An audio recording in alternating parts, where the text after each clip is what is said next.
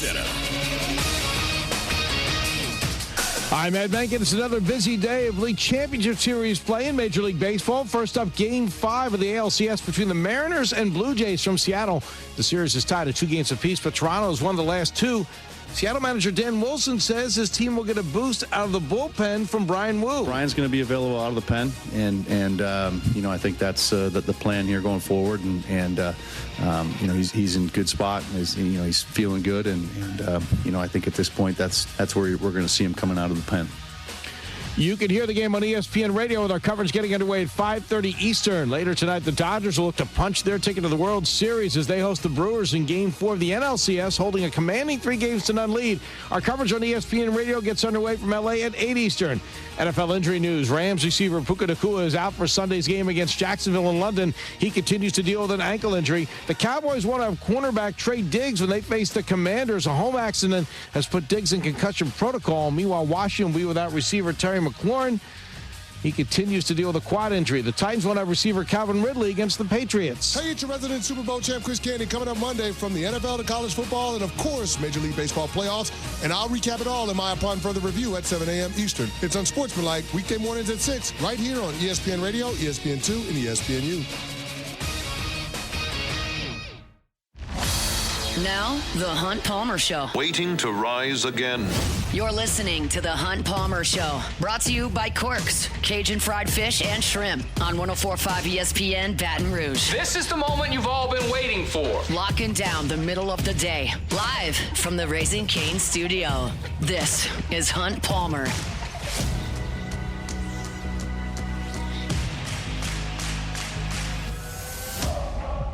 Hour 2, Friday edition of the Hunt Palmer Show, 104.5 ESPN Baton Rouge, brought to you by Corks, Cajun Fried Fish and Shrimp. Last hour of the week for us. Glad you are here for it. I want to give a special shout out to the Thibodaux Golden Tigers Club. They had me down the bayou last night. Great evening and an awesome venue, an awesome event. Talked a lot of Tiger football with a lot of great people.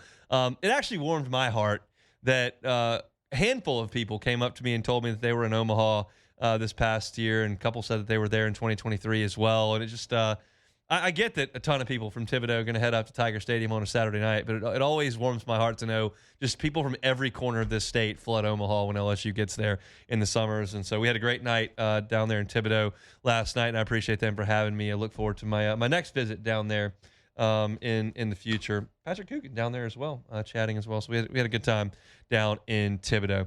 All right, in hour 2, I want to talk LSU Vanderbilt. In the next segment, we got Take It or Leave as well. My final pick for LSU and Vanderbilt coming up at the end of the hour. I'm already really exposed here because I've selected the Saints to win a game, which I realize that could be something that I really regret on Monday. But I've followed the Bears long enough through my Cubs fan media connections that also talk about the Bears on their shows to know how much heartbreak that team causes that city. And I think there could be more on Sunday. So that's where I sit. Speaking of heartbreak, I have been utterly abysmal at picking Southeastern Conference football games. You look at my season-long total this year, 24-35 on the season. That is 11 games under 500. That is very, very bad. I look at the slate, and we'll get to it in a second, but 1, 2, 3, 4, 5, 6. I got seven games to pick this week. We've got to have a winning week. It's got to be 5-2. There's got to be some progress made when it comes to these picks against the spread. I've done extensive research. I'm an expert handicapper, as is evidenced by my 24-35 record. So now it's time to crank it up and get games against the spread. All right, 11:45 SEC Network. LSU and Vanderbilt will be underway, and Oklahoma and South Carolina will do battle from Williams-Brice. Gamecocks catching 5.5 at home. Oklahoma does not run the ball very well. They're 13th in the SEC in running the ball, and Mateer looked terrible last week against Texas. Now, South Carolina is bad at everything. They're bad at everything. What I'm curious about is what Williams-Brice Stadium looks like at 12:45 local time for a 3-3 team that is grossly underachieving relative to expectations. That fan base is known to being loyal. If they are loyal and they do pack that place, I think they've got a chance to keep this thing close because Oklahoma looked atrocious last week with a hurt John Mateer.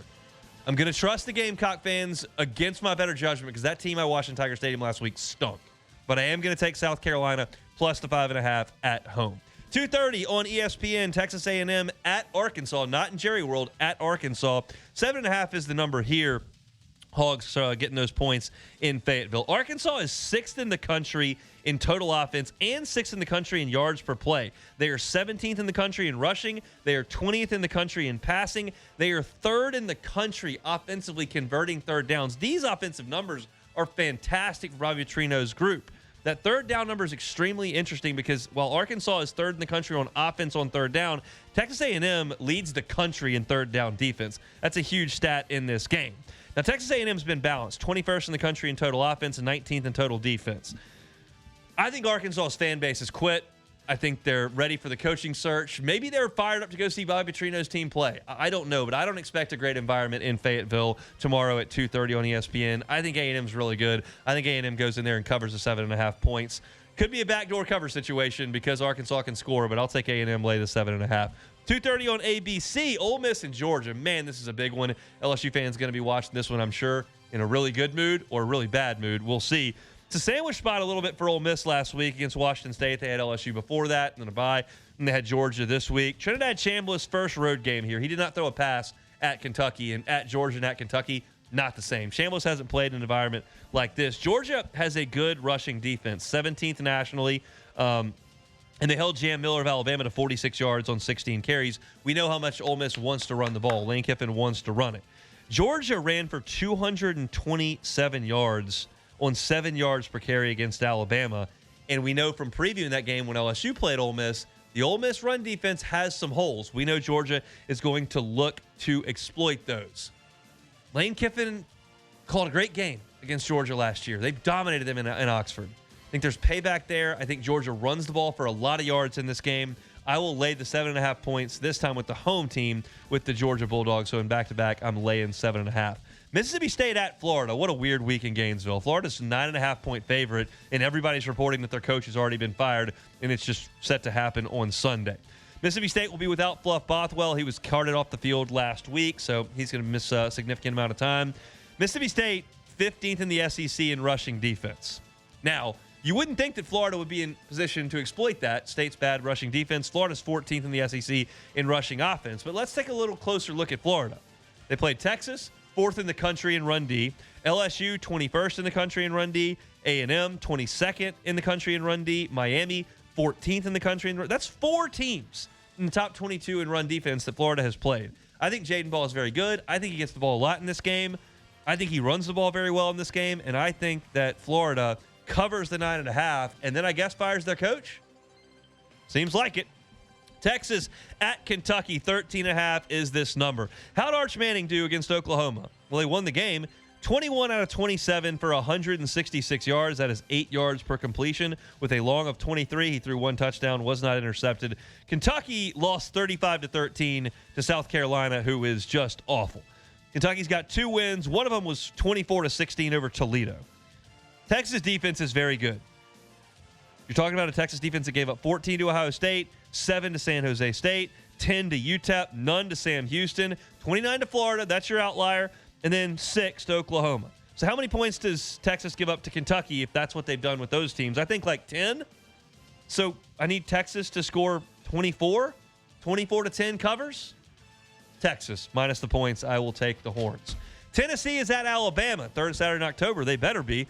7.5 is the number. Bama is favored in Tuscaloosa. The Vols have not won in Tuscaloosa since 2003, and that one took 5 overtimes.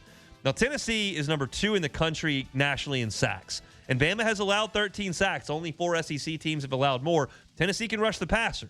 Now, Bama is really good at pass defense, 3rd in the country. Tennessee can really throw it, 7th in passing offense nationally.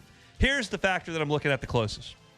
Bama's run defense has not been good. They are 95th overall in run defense and 115th in yards per carry allowed. 115th in yards per carry allowed. Tennessee wants to run the ball. Josh Heupel wants the ball. They will run the ball, and they will cover the 7.5 in Tuscaloosa. Give me the Vols plus 7.5 on the ground. And then the nightcap, 6:45 SEC Network. Missouri is at Auburn. Auburn is catching 1.5 on the Plains. Missouri held Bama to 325 yards, and Bama had the ball for 38 minutes of that game. That's not a lot of yards when you consider time of possession. Now, Auburn's offense is awful. 94th in scoring offense, 121st in passing offense, 127th in explosive plays over 20 yards, 127th out of 136. Auburn's offense is so bad. Missouri, -1.5 on the road. I've picked Auburn 20 weeks in a row, it feels like. I'm not this week. They're not good. They never win. They're not going to win against Missouri. Give me Missouri, -1.5. That is my look around the Southeastern Conference. For your ability to fade, if you want to write this stuff down, to take the opposite, which seems like a good idea. South Carolina +5.5. A&M -7.5. Georgia -7.5. Florida -9.5. Texas -13.5. Tennessee catching 7.5, and Missouri -1.5. That's my look around the Southeastern Conference. Jordan Kitchens, how confident are you that I have made excellent picks in this segment, considering the fact that you listen to 10 hours of gambling talk every week between Jimmy and Charlie? Well, Hunt, I'm not going to lie. Hearing your overall record definitely was Jordan, we're scary. not talking about my overall record. We're talking about these picks specifically. Yeah, Work with me. It's hard to work with these picks when I know what the rest of the year outlook has looked like. So when you did You're letting the past dictate the present. We don't want that. We want right. the present. We don't. Okay. Man, it's hard to. It's hard. Did Jimmy pick any of these games?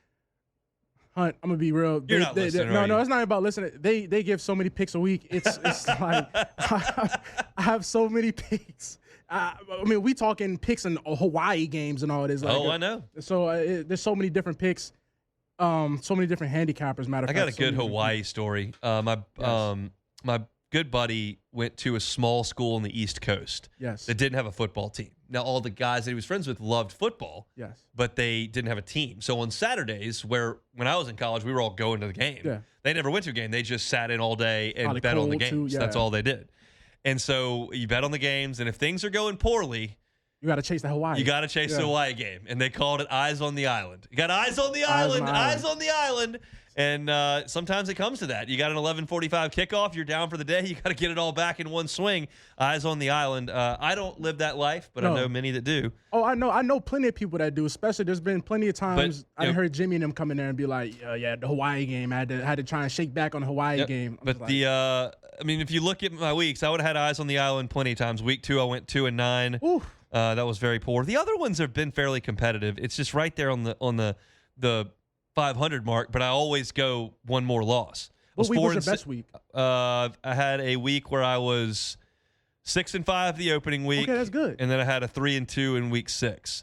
But then you go. There's just a bunch of one game under 500s. Yes. 2-4, 3-4, 4-5, 4-6. But then you've got week 2, 2-9.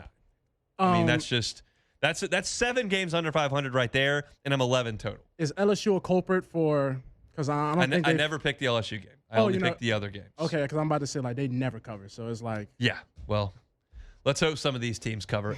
As I've said, and we'll get back to LSU Vanderbilt in a second. Like if LSU can win on Saturday morning into early Saturday afternoon, like the slate that LSU fans have to watch the rest of the day in a good mood is awesome. You can catch A&M Arkansas and Ole Miss Georgia in the afternoon window. Yeah. Then you've got Alabama and Tennessee in the night window, and I think Missouri and Auburn is a sneaky good game as well tonight. So I think it could be a great Saturday for LSU fans. But if LSU goes out there and loses to Vanderbilt, you're not going to be able to choke these games down. I'm nervous only because of how much Vanderbilt fans have been talking, and it's crazy because there are no Vanderbilt fans. Man, they've come out the wood. I've never seen this many of them out. Like they're like, oh yeah, LSU, they're living off 2019. They don't know what we got. They think. I'm like, okay, we're going to see. We're going to see. 2019 team scored, let me count the check, carry the number, 11,000 points at Vanderbilt. Yeah. So that's how that. And look, you saw last night, Jamar Chase, pretty good. It was nice of Joe Flacco to just decide, well, I'm new here in town, but I can throw it to number 1. And he did throw it to number 1 a lot. Hey, to preface this, 38 fantasy points. Not trying to brag. Good. I ain't trying to brag enough. As I mentioned at the top of the segment, I was talking to the Thibodeau Golden Tigers, so I wasn't watching the game. I got home late last night, but my buddies were texting the group text like, Flacco's figured this out. He's just throwing it to 1. He's got 12 catches in 3 quarters. Oh, trust me. All I'm seeing is Jamar Chase slant. Fantasy team, bing, bing, bing, bing, bing. We like that. And you said Kittle's coming back? He is. We might be back in business. All right, let's come back, talk LSU Vanderbilt next.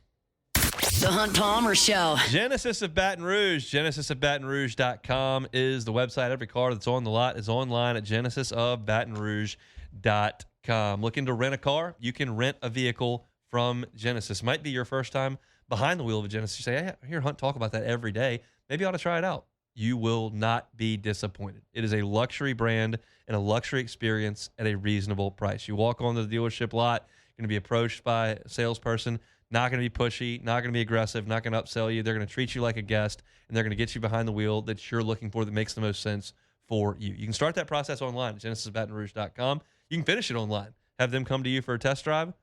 Have that car delivered to you, e-contract. You never set foot on the lot. Just part of the experience of being a Genesis driver. And every single model in the line, all of them, IHA top safety picks, all of them. So you know when you get behind the wheel of a Genesis, you're getting behind the wheel of one of the safest cars on the road. It's Genesis of Baton Rouge. They're on airline at PQ. GenesisofBatonRouge.com. You're listening to The Hunt Palmer Show. Brought to you by Corks, Cajun fried fish and shrimp.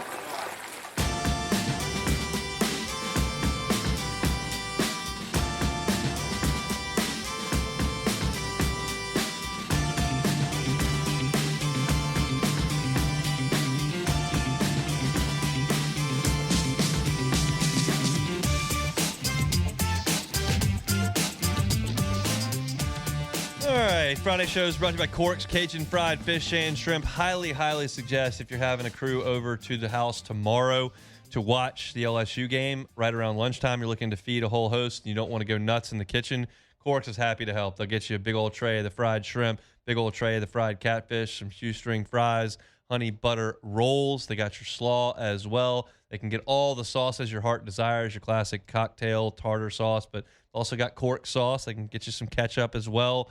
You will not regret it. They are fantastic at catering. Their recipe for their fried seafood, born right here in the seafood capital of the world, South Louisiana, and they're happy to help you with that. But not just game-watching parties on the weekend. They're feeding the lunch to the office, doing a lunch and learn, or having a birthday party, feeding a crowd for a high school football on a Friday.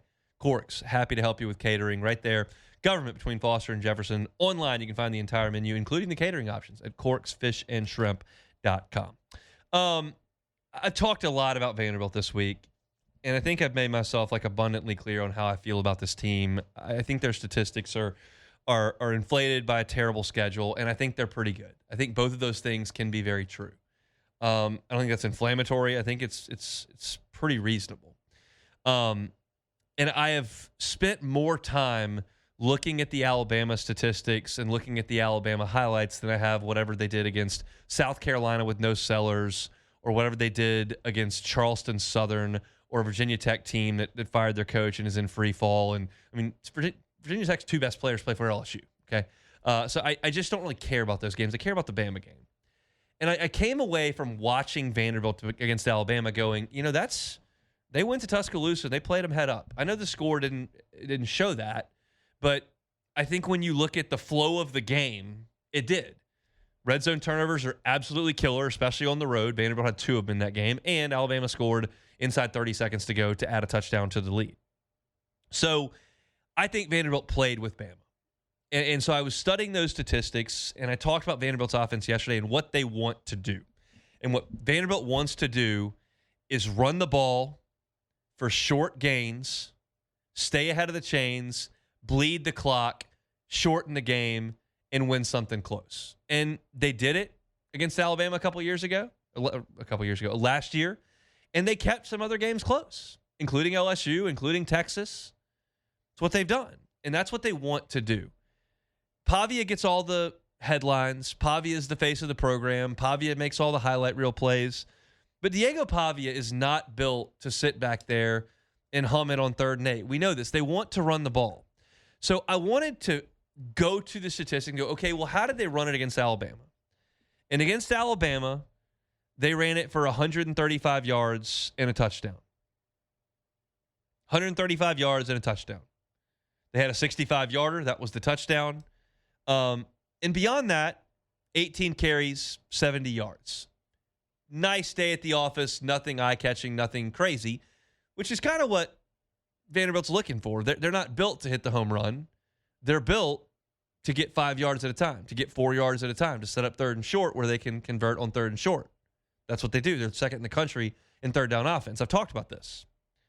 And that on its face looks pretty good. And then I did some more research. Alabama run defense. 15 years, they were the best in the country. Best in the country. They're not right now. Bama's run defense is 95th in the country. Bama's run defense in terms of yards per carry allowed is 115th in the country. LSU is 21st. Look at what Alabama's run defense is allowed. I know LSU's not playing Alabama, but this is the one game I'm basing Vanderbilt's running game on. Florida State ran for 230 and 4 touchdowns on Alabama. Georgia ran for 227 and 2 touchdowns on Alabama. Missouri ran for 163 and a touchdown on Alabama. Alabama's gotten beaten on the ground. And Vanderbilt's numbers weren't as good as Florida State's, weren't as good as Missouri's, were not as good as Georgia's. That kind of points me towards, well, did they run it great? And they certainly didn't throw it awesome, 198 yards and a touchdown with a pick. That gives me pause because I think LSU's running defense is better than Alabama's. Now, let me put a caveat in that. I have not seen LSU's run defense with no Gabe Relaford and no Bernard Gooden and no Whit Weeks and no Jamari Butler. And I might see that tomorrow. I might not, but I might. And that might change the way that things look.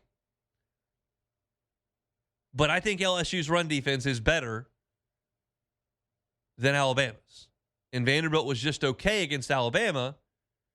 We'll see what they are against LSU. This gives me some confidence in this game. I do have to account for the fact that the Bama game was in Tuscaloosa, and this is in Nashville. And I don't give Vanderbilt any credit for a home crowd, but it's not a road crowd. It's not in Tiger Stadium. It's not in Tuscaloosa. But when I look at the one game that carries weight to me, which is Bama, and then I realize that Bama's been bad against the run, and that's what Vanderbilt wants to do. And statistically, they lead the country in yards per carry, and statistically, they're as good as anybody at rushing touchdowns, and statistically, they're as good as anybody at setting up short third downs, and statistically, they're as good as anybody on third downs. And all these things start to add up, and I'm going, well, does LSU change that equation? Does LSU's defense change the way that looks? And it's possible because you look at the, if we're going to talk about LSU's offense and say, well, yeah, but you only scored 20 points against South Carolina, I've got to look at Vanderbilt's offense and go, well, you scored 14 against Alabama. You scored 14. And Bama's pass defense is good, but LSU's got Mansour Delane and A.J. Halsey out there. They've got P.J. Woodland and DJ Pickett making plays. Like, I think LSU's defense is better than Bama's. And you scored 14 on Bama. That's interesting. It's interesting because if Vanderbilt cannot win first down, cannot win second down, they've got no chance on third down.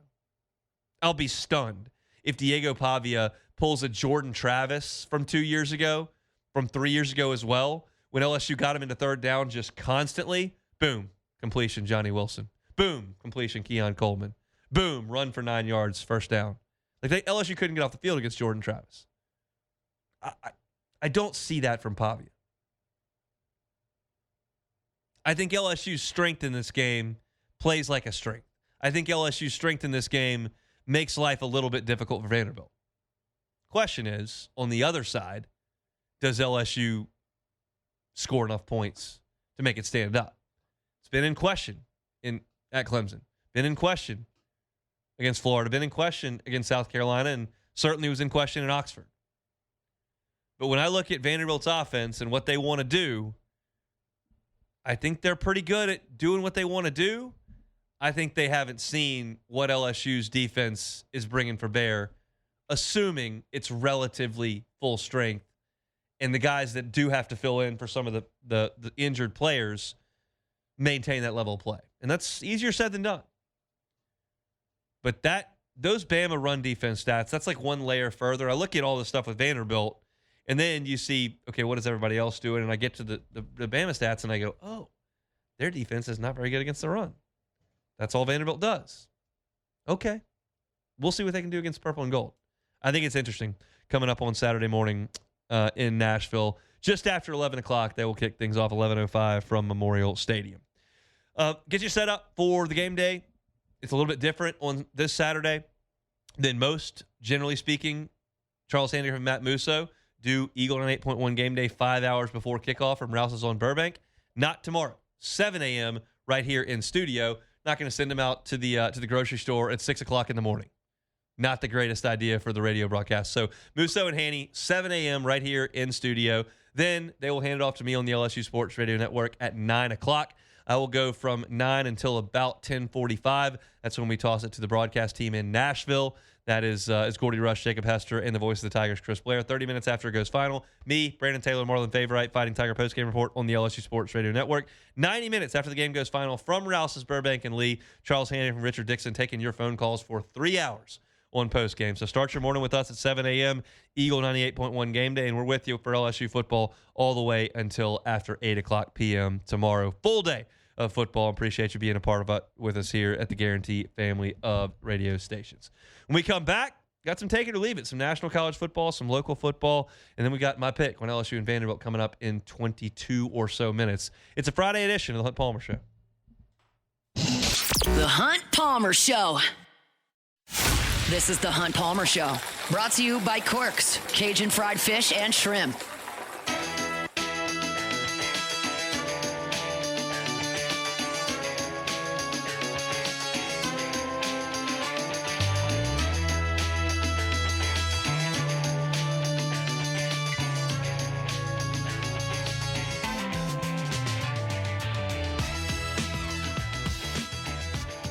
Friday show is brought to you by Corks. I got to think that Dennis Allen, if he even considers this stuff at this point, now he's not a head coach, but if he sees the injury report this week, he's got to be thinking, you got to be kidding me.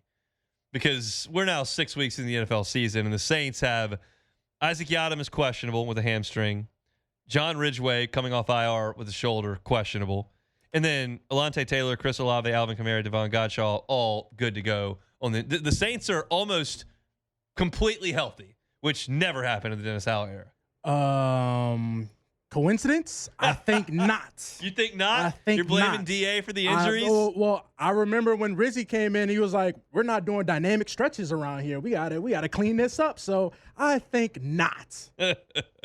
Saints injury report looks clean. If you're looking for an update on that today and tomorrow, as well as Sunday morning for inactives, Ross Jackson's got you covered over at LouisianaSports.net. He'll be covering Saints and Bears coming up on Sunday from the lakefront in Chicago. I picked it earlier and picked the Saints to win the game, which is an interesting pick. We'll see if it works out. We got you. All right, we'll see. Let's play some Take It or Leave It. Take it or leave it. Take it or leave it. Presented to you by Flight by Yingling, the next generation of light beer, crafted by America's oldest brewery. Today's hottest stories in sports, news, and sometimes even Hunt's life. The question is, will he take them or leave them? Flight by Yingling, the next generation of light beer. Look, it's after 2:30 on a Friday. You're not getting anything done at work. You're headed home, want to blow off a little bit of steam from a work week. Flight by Yingling is an awesome opportunity to do that. It is cold, it is refreshing, it is light and crisp. Everything you're looking for in a light beer, including phenomenal beer flavor. If you're looking for a light beer, might be having a couple tonight. Just go where you normally go to get your alcohol, and then just grab the next box over. Flight by Yingling. It's the next generation of light beer. Okay, let's start it off. So, are the Los Angeles Dodgers causing an MLB strike currently? Take it or leave it.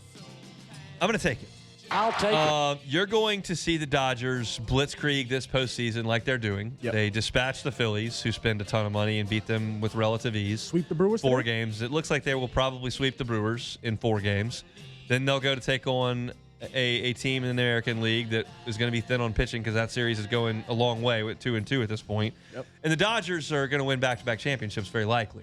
And the Dodgers have done that by getting Mookie Betts an MVP and Freddie Freeman an MVP and Shohei Ohtani an MVP. That's Japanese 3 MVPs pipeline. that they've gone to get.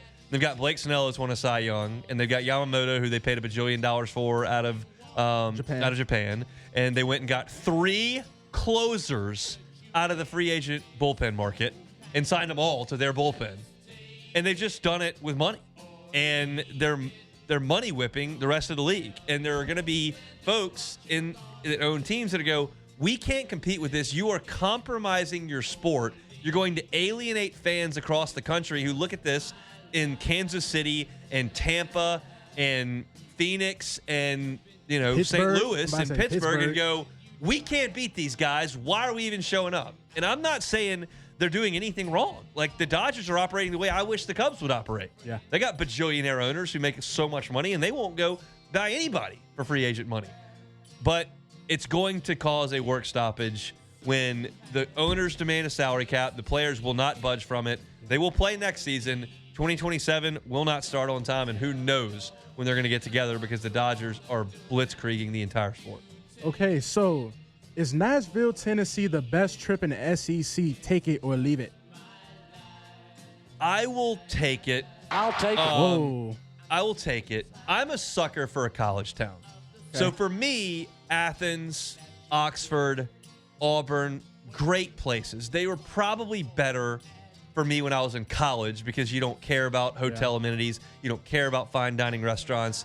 I slept in my car in multiple places. I slept in my car in Starkville. Hey. I slept in my car in Knoxville. I drove. I rode in a truck bed 50 miles in and out of Gainesville both ways on Friday and Saturday in 2006. So, there were no amenities. I was just there for the fun and the bars, and that's what college towns are great for. And I love college towns.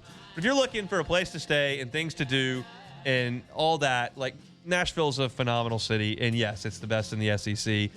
I'm partial to the Fayettevilles of the world as well that are a little bit more intimate, but I realize that they don't have quite as much going on. So Nashville is a great trip. Okay, so is October the best month for sports? Take it or leave it. I'll take it. I think it's the best month for sports. Yes. College football is in full conference swing. The Major League Baseball playoffs are great. The NFL, you've kind of got some rhythm to it as well. You haven't gotten to the best, but you got some rhythm to it as well. The NBA is around the corner. You can start to listen to your podcast, and it's getting rolling. So, yeah, I think that you can make that case. My favorite time of year is March, April, May. Okay. I like to have the Masters and SEC baseball and the NCAA tournament and opening day for Major League Baseball. I like that better, but it's hard to.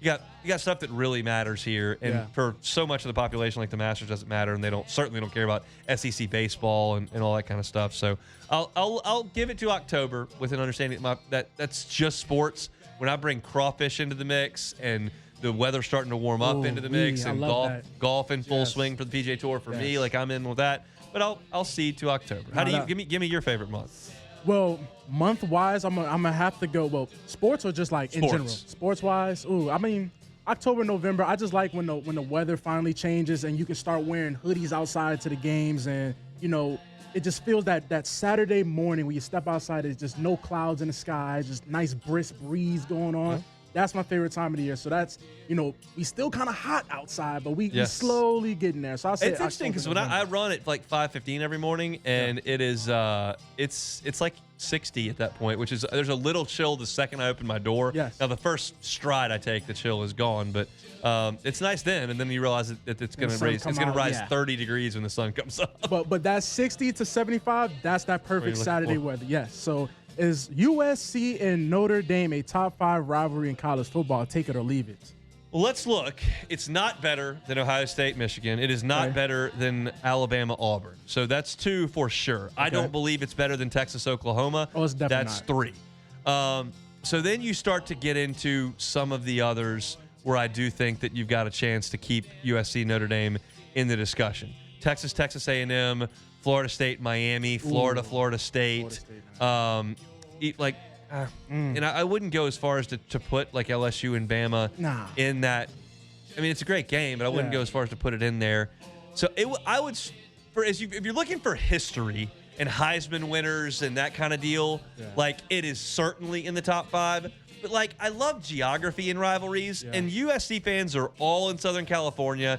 And the heart of the Notre Dame fan base is in the Midwest. Now, they're national because their television contract and the Catholic thing and all that. So my final answer, is it a top 5 rivalry in college football? I will say yes. It's on the very back end of that. I will take it somewhere 4 or 5. Okay. I can agree with that but I do like how you said the geography thing because I think that's very important. That's why Auburn-Alabama is the best rivalry. It's better than Ohio State-Michigan because Auburn, Alabama, you have to share an office. Yeah. You have to share Thanksgiving table. Yes. Like if you're from Detroit, how many Ohio State fans are you hanging out with? Not many. Not a lot. If Right. you're in Cleveland, how many Michigan fans do you button into? There are some. Yeah. Michigan's a huge school. Ohio State's a huge school. They're Midwest schools. There's some. Yeah. But most people in Michigan are Michigan fans. Most people in Ohio are Ohio State fans. In Alabama, Split right down the if middle. you're just everybody you bump into might pull for another team. Yeah. Okay, I like that. I can agree with that. Okay, so is cooking a frozen pizza. Wait. Cooking a frozen pizza destroys the clean kitchen. Take it or leave. What's going on here, man? I'm going to leave it. Here's the deal. Leave it alone. This goes back to my home. I might get Cassie's input on this. We'll see. Okay. We have like every 6 weeks someone come like deep clean the house. Okay. Like we pick up after ourselves. This is not a once a week thing here. Trust me, I know. My mom be doing. I hate. 6 weeks, so we get somebody to deep clean. And when Yes. that happens, the kitchen is off limits for like 48 hours. No cooking. Like you can't. Alyssa like freaks out about it. Okay. So my idea for tonight, since the house cleaner came today, okay, let's go frozen pizza. That's easy. No cleanup, whatever. She acted like I was hosting a high school baking competition. No, Yeah. there will be crumbs. There will be you'll spill cheese on the counter. The oven will get dirty. oven, And I was yeah, like, this the oven. is a bit extreme. So we have to do takeout. I thought the frozen pizza was a pretty clean alternative. She thought it was just like a nuclear war in the kitchen. I think it's ridiculous. Cassie, do you have a thought on this? Is the frozen pizza a messy option that will destroy the recently cleaned kitchen? No, I have to agree with you, actually. Thank you very much. Rational minds prevail. Wouldn't takeout also have crumbs? Exactly. Like, She wouldn't it be wants to the get same sushi. issue? Somebody might spill some soy sauce. Yeah. Newsflash, there's a 4-year-old in the house who's going to have to eat something. That's going to be a compromise there. Look, I'm compromised because some takeout sounds really good than frozen pizzas. It sounds sushi good, sounds but good. but based off of her argument, Oh, like no, it'd yeah. be the same. It'd be the same mess. Yeah, no, it's still food regardless, but Exactly. takeout on a Friday Look just at hits this. different. Like maybe that's what she really just wants, some takeout on a Friday. Truth be told, I don't care what we eat. I am going to Okay. drink some Flight by Yinglings Yes. and maybe a scotch and watch some baseball and whatever. I don't really care. But you want some good but food to the go with point it, though. was, and it's not that I prefer a frozen pizza to sushi. I probably do, but they're both fine to me. It was the fact that I proposed the frozen pizza and she looked at me like I had 3 heads. Yeah. Like that was a ridiculous thing to even bring up. Yeah, like you're hosting a watch party or something. Like it's just a frozen pizza. So I get the gripe, but takeout on a Friday is just like, oh, let's go. It's weekend. Let's go. One more text in for Take It or Leave It from Let's my go. guy Jeffrey, who says, what about Arby Navy as a top 5 rivalry in college football? This is the freezing, like the worst take I have relative to the masses. I love this. do not give a rip about Army Navy. I don't care. They're not good at football. I don't either. I don't care about watching the triple option. I don't ever watch that game. Like I'm not suggesting it's terrible or it's bad. Like people love it, and Hester's been there, and he would tell me I'm a clown of the utmost degree, which he would disagree with every take I have, basically. Yeah. I just don't care about that, and I care about those people. Yeah, they're phenomenal for going to serve our country, and that's great. And the president's there half the time, and they don't like each other for that day, and then they fight for the country, and all that's well and good. I'm not watching the game. I don't have any interest. Don't feel bad because again, they're Army coming into a Navy coming. They're not really going to be that good. Like Army was good last year, but other than that, good is relative. Yeah, they're but, good for the American, which yeah. is not very good. So it's just like I got back and forth with a Tulane fan a couple months ago who said that I was clowning Tulane. I was like, well, you're in the American. You're Tulane. I don't know what to tell you. They went to Oxford and got beat by 1,000. I wanted to win that game so bad. Well, they didn't because they're not good. So there's that. So, all right, that's it for Take It or Leave It here on this Friday. Brought to you by Flight by Yingling. We got one segment to go. We're going to pick LSU Vanderbilt next. The Hunt Palmer Show. Genesis of Baton Rouge. GenesisofBatonRouge.com. Jeffrey, who texted in, called me a very, very, very mean name for not liking Army Navy. As I said, Genesis of Baton Rouge is good, though. Nothing mean about it. You can drive one off the lot today, and when you do, you'll get America's best warranty with it. Powertrain warranty, 10 years, 100,000 mile. New vehicle, bumper-to-bumper warranty, 5 years, 60,000 miles. And then the big one, enhanced roadside assistance, 24 hours a day, 7 days a week, 5 years, unlimited miles. The peace of mind you have driving a Genesis, knowing that you're under warranty for that length of time, knowing that you've got 24-hour maintenance at your disposal, and then knowing that you're going to get complimentary scheduled maintenance as well for 3 years is amazing. And they'll valet that maintenance. So they'll come to you, drop you off a loaner, fix your vehicle, bring it right back to you. It's awesome. And the people at Genesis are awesome. You will find that out the second you set foot on the lot. It's just a first-class operation with a first-class facility and a ridiculously good line of vehicles. It's luxury in every way, and it's a luxury brand at a reasonable price. Go by and see them, Airline at Pico. Go see them this weekend, or check them out online, genesisofbatonrouge.com. That's Genesis of Baton Rouge. You're listening to The Hunt Palmer Show, brought to you by Quirks, Cajun fried fish and shrimp.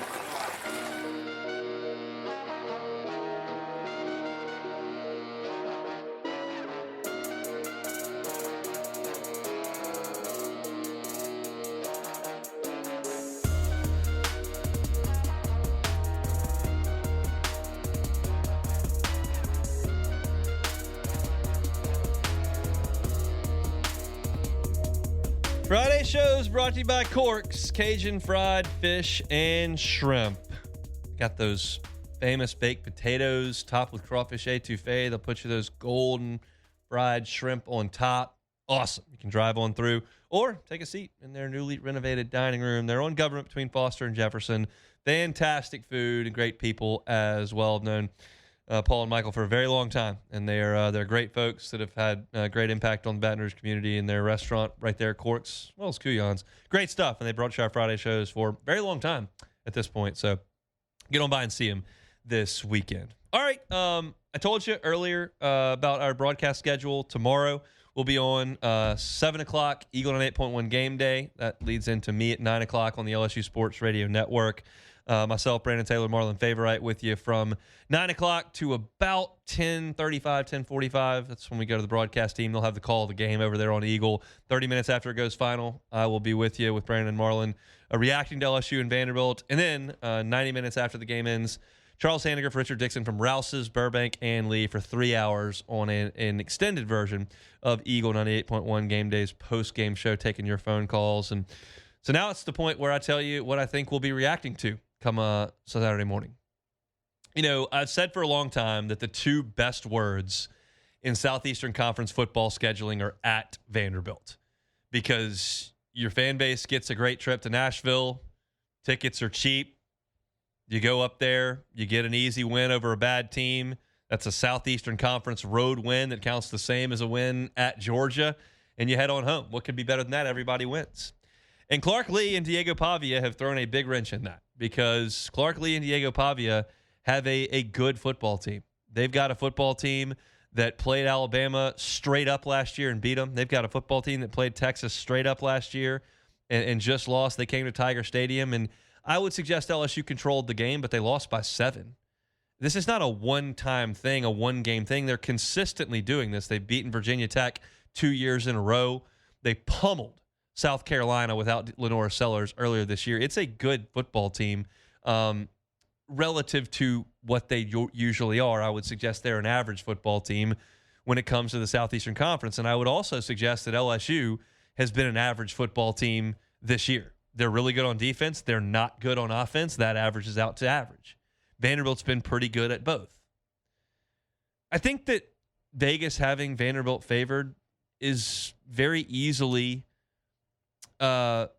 rationalized. Like, if LSU goes out there and can't run the ball at all, like they couldn't in Oxford, can't run the ball at all, like they at times couldn't against Florida, and Garrett Nussmeier makes some bad decisions against a good defensive coach, like, Vanderbilt win this game, no doubt. But here's what I keep going back to. LSU's got better players. They do. They have better players than Vanderbilt. And I think LSU found a little something on the ground last week, and I think Vanderbilt's ground game is going to struggle to get rolling like they need it to against LSU for those consistent 4, 5, 6-yard gains to wear LSU down. I may be proven wrong, and that may be because LSU's banged up front, and maybe because I just overestimate what LSU is on defense, and this is a better offense than we've seen, because we know that South Carolina's bad on offense, and Clemson's bad on offense, and Florida's bad on offense. But I like LSU's defense, and I think they're going to load the box with numbers, trust Mansour Delane, P.J. Woodland, DJ Pickett to play man-to-man defense on the outside, and they're going to make scoring difficult on Vanderbilt. And then it comes to whether or not LSU can keep Vanderbilt honest offensively by running it a little bit and then hitting with the more athletic, better players on the outside than Vanderbilt does. I wrestled with this game, and ultimately the stat that swung me was Alabama being so bad in run defense and allowing Vanderbilt to run the ball on them. And then I went, well, actually, LSU's a lot better than Alabama at that. So I got a little aggressive for this one this week. Little aggressive. I've got a final score on Saturday in Nashville. LSU 27, Vanderbilt 11. I think LSU handles business in Nashville, and that's going to set up a week-long build-up to a monster game in Tiger Stadium with Texas A&M. Maybe that's a look-ahead spot for LSU here. I'm suggesting it's not. Give me the Tigers by 16, 27-11 in Music City. We'll be talking about it on the post-game show on the network and certainly on Monday. But we've done all we can do here on this Football Friday. We're going to hand things off to Matt Moscona, who is in Nashville on Broadway. He'll drive you home from 3 to 6 on AFR. See you Monday. The Hunt Palmer Show.